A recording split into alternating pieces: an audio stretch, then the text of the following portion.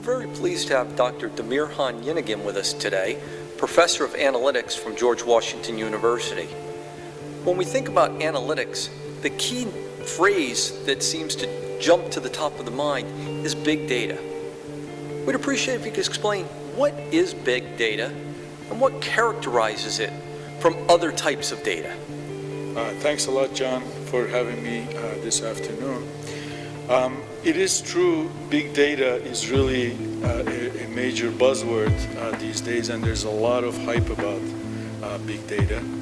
Let me explain to you that big data really covers a lot of sources of electronic information that is being generated by all the activity on the World Wide Web, the click-through activity, as well as mobile devices and all the information that is being created by the mobile devices.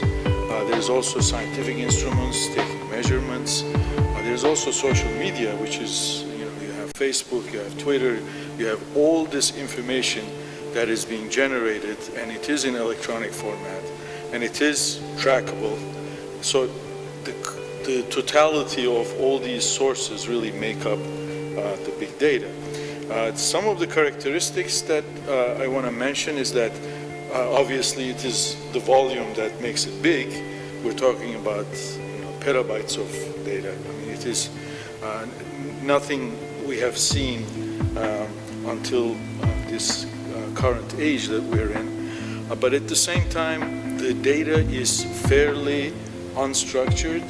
80% of the data is actually more like text, video, those types of media instead of just being numbers.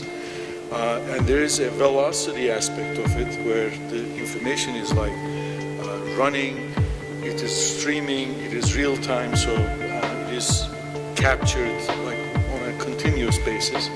And then there's also what we would name as veracity, where there's a lot of uncertainty about the format, the future of this. So it is not clear how the data will be received and collected.